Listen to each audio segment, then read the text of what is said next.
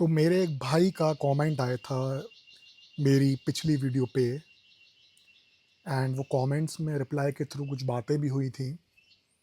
He was saying के he was 103 KGs and उनने 93 KGs wait अपना डाउन कर लिया है कुछ मंथ्स में।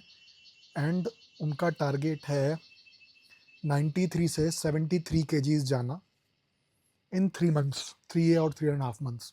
तो मेरे से सजेशन ली, तो मैं उनको बोला, फिर इस बारे में मैंने सोचा कि सबको बताने के लिए ये वीडियो बनाता हूँ। देखो यार, हमें अपनी एक्सपेक्टेशंस रियल रखनी चाहिए। एंड दूसरी बात, फैट लॉस को हमें एज अ इंडिविजुअल गोल छोड़ के हमें more of a lifestyle and routine की तरह से देखना चाहिए।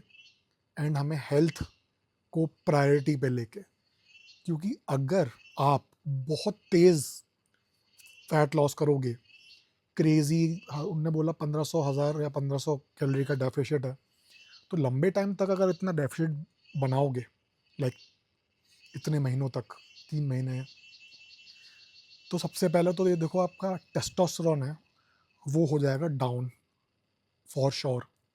एंड वो डाउन हो गया तो आपका what the way you are thinking, feeling, it will be shitty. आपको न्यूट्रिशन की कमियां भी हो सकती हैं। एंड सबसे बड़ी बात, मसल मास लूज़ करने का चांस बहुत ज़्यादा हो जाएगा, क्योंकि according to the studies, I am just saying, normal 1 kg of fat loss per week is ideal. And ये कम नहीं है।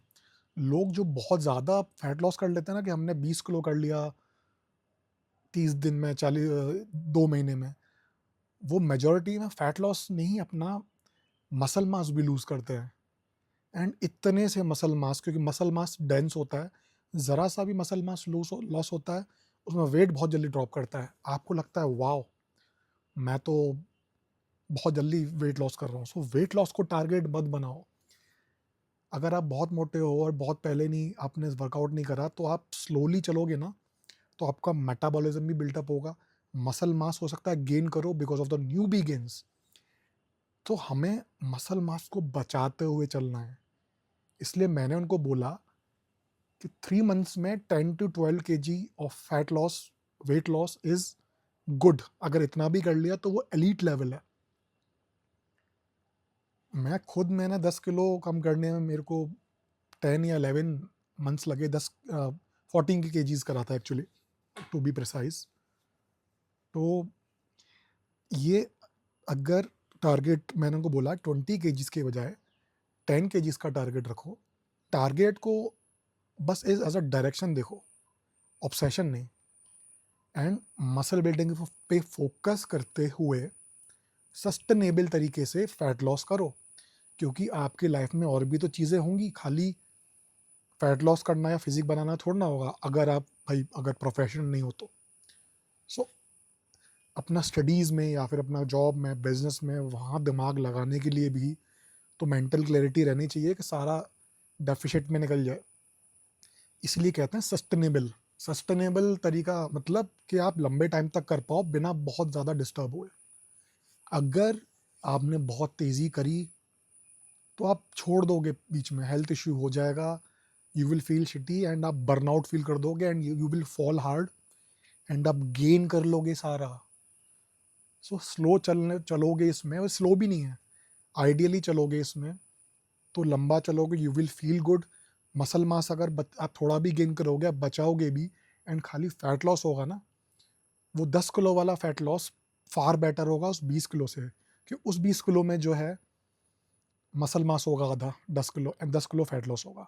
हो सकता है ज़्यादा हो मसल मास, सॉरी ज़्यादा लॉस हो मसल मास, क्योंकि जब आप मसल मास ड्रॉप करते हो, आपकी कैलोरी बर्न करने की क्षमता, जो बॉडी कैलोरी बर्न करती है, वो भी कम होती जाती है, तो आपका मेटाबॉलिज्म भी डाउन होता है।